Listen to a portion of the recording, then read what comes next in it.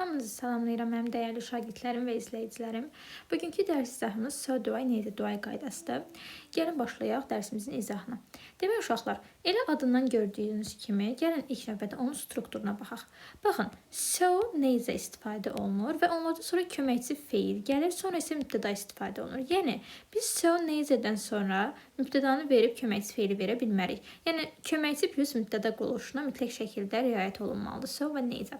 Bəs yaxşı, bunları biz nə zaman so-dan istifadə edirik, nə zaman necədən istifadə edirik? Uşaqlar, əgər cümləmiz təsdiqdədirsə, biz mütləq şəkildə təsdiq cavablar verməliyik. Yəni, təsdiqə təsdiq, inkara inkar olmalıdır. Təsdiq isə so-dan, to-dan, bir də also-dan istifadə edirik. Və yadınızda saxlayın, heç vaxt so, to, also inkar cümlələrinin tərkibində istifadə olunmaz. Nə də inkar cümləyə cavab olaraq istifadə olunmaz. Bunu bir mənalı olaraq yadınızda saxlayırsınız. Əgər cümləmiz inkardadırsa, o zaman necədən istifadə edirik. Və yadınızda saxlayırsınız ki, necə olan cümlənin özü inkarda olmaz. Niyə? Çünki necəni biz demişik ki, əvəzlikdir və demişik ki, bir cümlədə iki dənə inkardan istifadə olunmaz.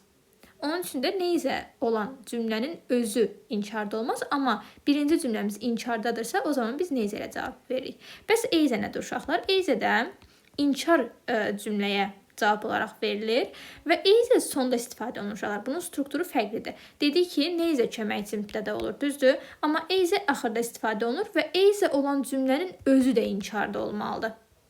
Deməli, buna inkar cümləyə cavab olaraq eyzəni verə bilirik və eyzə olan cümlənin özü də inkarda olur və eyzə sonda istifadə olunur. Bunu da yadınızdan çıxartmırsınız. Bəs yaxşı, biz nə zaman köməkçi feili do, does qoyaq, nə zaman am, is, are, nə bilim, was, were, nə zaman modal feillər qoyaq? Gəlin bundan danışaq. Əgər birinci qaydamız, əgər cümləmizdə to be-nin formaları varsa, am, is, are, was, were, shall, will, bunlar varsa, uşaqlar, özləri ilə veririk. So, necə, yəni bu qısa cavabları özləri ilə verməliyik. Yəni, do, does, did-dən vermirik. İkinci qaydamız, əgər cümlədə modal feillər varsa, modal feillər hansılardır? Gəlin onlara baxaq. Must, should, can, ought to be able to və s. Bu modal feillər varsa, o zaman qısa cavablar biz nə ilə veririk? Modal feillərin özü ilə veririk. Amma uşaqlar, bir dənə have to modal feili var ki, o istisnadır. Əgər have to modal feilini görürsünüzsə cümlədə, o zaman biz zamanına uyğun olaraq do, does-dan istifadə edirik. Yəni, had to da keçmiş zamanda da, onun üçün did-dən istifadə edəcəyik. Ümumiyyətlə, uşaqlar, belə bir qayda deyim, yadınızda saxlayın. Əgər həmin o şeyin sualını və inkarını özü ilə düzəldə biliriksə, o zaman özü ilə veririk. Baxın, must'ın sualını, inkarını nə ilə düzəldirik? İnkarı olur mustn't, sualı da must qabağa keçir, düzdür? Deməli, biz so do I, necə do I qaydasını, yəni bu cavabları biz must'la veririk. Və yaxud da should olsun, can olsun, ought to olsun. Amma have to'nun sualını və inkarını özü ilə düzəltmirik. Yəni, biz haven't to demirik. Don't have to deyirik. Gördünüz, don't-la düzəltdim inkarını. Onun üçün qısa cavabında nə ilə verəcəm? Do, does-la verəcəm. Bunu yadınızda saxlayın. Elə baxın, to be-yə də aiddir də bu. To be olan cümlədə biz sualın inkarını nə ilə düzəldirik? Özləri ilə düzəltmirik. Onda o zaman özləri ilə verməlisiniz mütləq şəkildə. Sonra deməli, əgər cümlədə bunların heç biri yoxdursa, sadəcə cümlədə feil görürsünüzsə, o zaman feilin zamanına görə, indiki zamandadırsa do, does verirsiniz, keçmiş zamandadırsa did verirsiniz. Bu da feilin zamanına görə müəyyənləşdirilir. Bir də uşaqlar, deməli, dedik ki, have-dən indi gəlin danışaq biraz. Have to, uşaqlar, have ümumiyyətlə bir neçə şeyin tərkibində olur.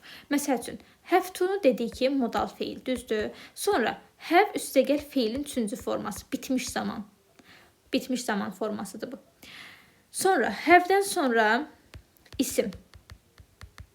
Var malik olmaq mənasında. Var malik olmaq mənasında istifadə olunur bu isimlə və ya have-li birləşmələr olur. Məsələn üçün deyirəm have breakfast kimi. Bu birləşmələr. Sonra uşaqlar have got. İndi bunların ayrı-ayrılıqda qaydaları var. Hansıların biz cavablarını have-lə verək, hansıları do, does-la verək. Uşaqlar, baxın. Have to-nu dedik ki, do, does-la veririk. Niyə? Çünki Biz bunun sualını və inkarını dudazla düzəldirik. Have isə gəl feilin 3-cü forması. Biz bunun sualını və inkarını uşaqlar özü ilə düzəldirik. Have qarşıya keçir, inkarda isə have-dən sonra not artırırıq. Deməli, biz bunun qısa cavabını nə ilə veririk? Have, has. Əgər haddirsə had, yəni zamanlarına görə baxırsınız. Sonra uşaqlar, have var, malik olmaq. Məsələn, deyirəm ki, I have a book, düzdür? I have a book. Deyir, mənim kitabım var da. Bunun biz sualını inkarını nə ilə düzəldirik? Deyirəm, I don't have a book, düzdür? Dudazla düzəltmədim. Deməli, bunu da nə ilə düzəltməliyik? Dudazla verməliyik. Sonra, deməli, burada da həmçinin dudazla veririk. Amma uşaqlar, have got-da yadınıza saxlayın. Bu da var malik olmaq mənasındadır. Əgər var malik olmaq mənasında biz demişik ki, have var, bir də have got var. Bunların bir dənə quruluş fərqi var idi. I have got a book deyəndə isə uşaqlar, yadınıza saxlayın.